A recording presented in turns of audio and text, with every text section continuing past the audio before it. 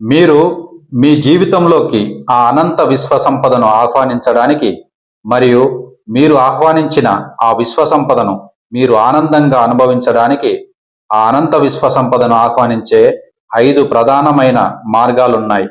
అవి వివిధ రకాలుగా ఆధ్యాత్మికత మరియు మానసిక సిద్ధాంతాలలో వివరించబడిన ఆ 5 ముఖ్యమైన మార్గాలను నేను ఇక్కడ మీకు చాలా వివరంగా అందిస్తున్నాను.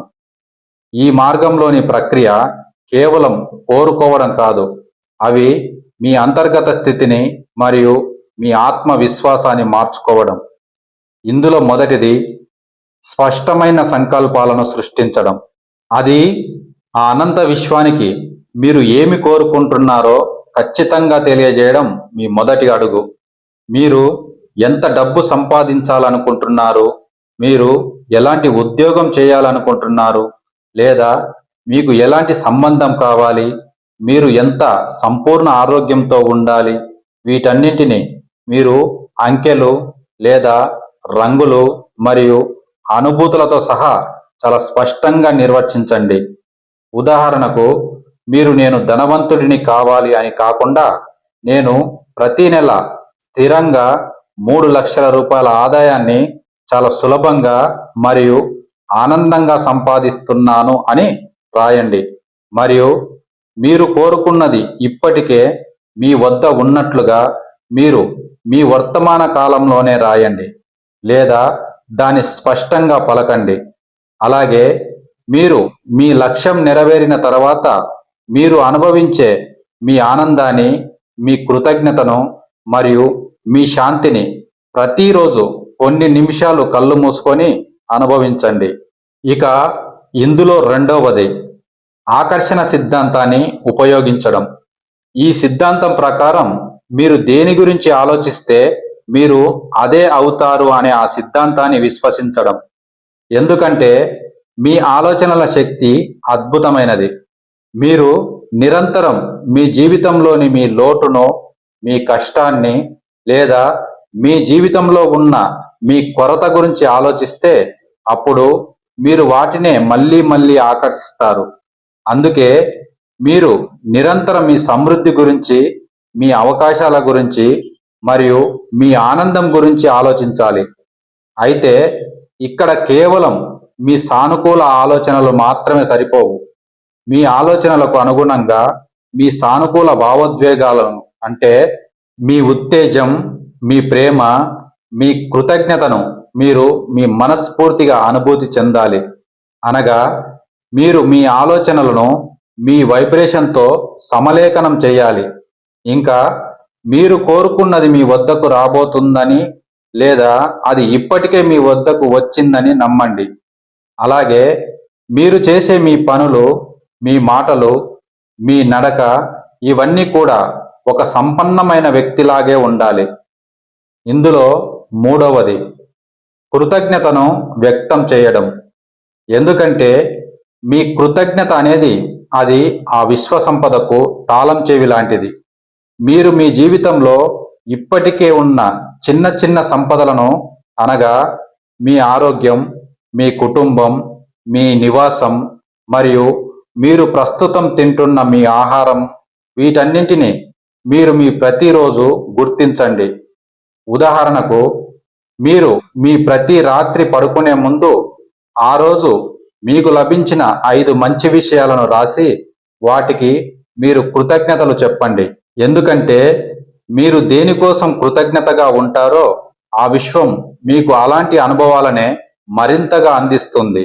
ఇంకా ఇది మీ వైబ్రేషన్ను తక్షణమే పెంచుతుంది కూడా, మరియు ఇది మీ సంపదను ఆకర్షించడానికి మిమ్మల్ని సిద్ధం చేస్తుంది. ఇందులో నాలుగవది స్వీకరించే నమ్మకాలను అభివృద్ధి చేయడం.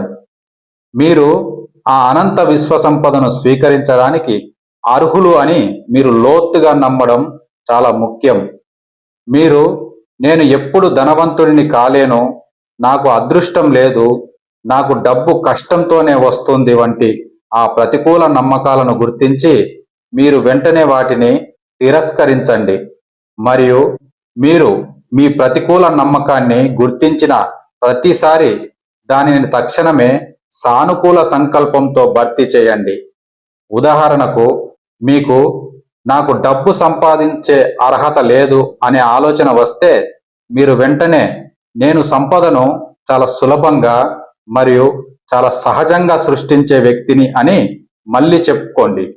అలాగే ఆ విశ్వం మీకు అవకాశాలను పంపినప్పుడు, ఉదాహరణకు ఒక కొత్త వ్యాపార ఆలోచన, ఒక కొత్త పరిచయం లేదా ఒక కొత్త కోర్సు లాంటి వాటిని మీరు భయం లేకుండా స్వీకరించడానికి సిద్ధంగా ఉండండి. ఇక ఇందులో చివరగా 5వది చర్య తీసుకోవడం మరియు వదిలివేయడం. ఎందుకంటే కేవలం మీ ఆలోచనలు మాత్రమే సరిపోవు. మీరు చాలా చురుకుగా పనిచేయాలి.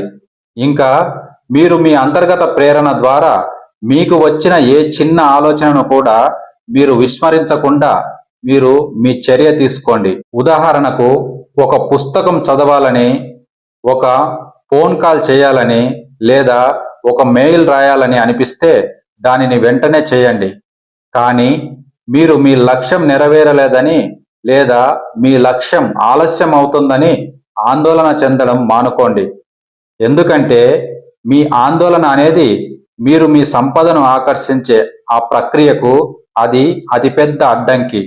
అందుకే మీ పని కేవలం మీ సంకల్పం సృష్టించడం మరియు దానికి సంబంధించిన ఆ చర్యను తీసుకోవడం, లేదా ఆ సంపద ఎప్పుడు వస్తుందో, ఎలా వస్తుందో అనే వివరాలను పూర్తిగా ఆ విశ్వంపై వదిలేయడం. ఎందుకంటే మీరు ఒక విత్తనం నాటిన తర్వాత అది ఎలా పెరుగుతుందో అనే ఆలోచన చేస్తూ దాని ప్రతి నిమిషం తవ్వకుండా దానికి కావలసిన నీరు పోసి మీరు మీ నమ్మకంతో వేచి ఉండాలి. అందుకే మీ సంకల్పం మరియు మీ ఆత్మవిశ్వాసం అనేది అది చాలా బలంగా ఉంటే అప్పుడు ఆ విశ్వం కూడా మీరు కోరుకున్న మీ కోరికలకు అనుగుణంగానే ప్రతిస్పందిస్తుంది. కనుక మీ జీవితంలోని మీ ప్రతిరోజు ఈ 5 అద్భుతమైన మార్గాలను మీరు సాధన చెయ్యండి. ఇక్కడ మీ నమ్మకాలే మీ సంపదను ఆకర్షించే ప్రక్రియలో అత్యంత లోతైన మరియు కీలకమైన భాగం. ఎందుకంటే మీ బాహ్య వాస్తవికత అనేది అది మీ అంతర్గత నమ్మకాల ప్రతిబింబం మాత్రమే. మీకు కావలసిన మీ సంపదపై మీ పరిమితులను తొలగించడానికి మరియు మీరు మీకు కావలసిన ఆ సమృద్ధిని ఆహ్వానించడానికి నేను ఇక్కడ ఒక సమగ్రమైన ప్రక్రియను చాలా వివరంగా అందిస్తున్నాను. ఆ ప్రక్రియ మీ సంపదపై పరిమితినిచ్చే మీ నమ్మకాలను గుర్తించడం మరియు వాటిని పూర్తిగా తొలగించడం. పరిమితినిచ్చే మీ నమ్మకాలు అనేవి అవి మీరు మీ చిన్నప్పటి నుండి లేదా మీ గత అనుభవాల ద్వారా నేర్చుకున్న డబ్బు మరియు మీ విలువ గురించి మీరు కలిగి ఉన్న మీ ప్రతికూల ఆలోచనలు. అయితే ఈ పరిమితినిచ్చే మీ నమ్మకాలను గుర్తించడం ఎలా? ఈ పరిమితినిచ్చే మీ నమ్మకాలు అనేవి అవి మీ సబ్కాన్షియస్ మైండ్లోనే దాగి ఉంటాయి. మీరు వాటిని పూర్తిగా మీ బయటకు తీసుకురావడానికి మీరు నిరంతరం మీ అంతర్గత సంభాషణను మీరు వినండి. మీరు డబ్బు గురించి ఆలోచించినప్పుడు లేదా మీరు డబ్బు గురించి మాట్లాడినప్పుడు మీ మనసులో వచ్చే ఆ సాధారణ వాక్యాలను మీరు చాలా స్పష్టంగా గమనించండి.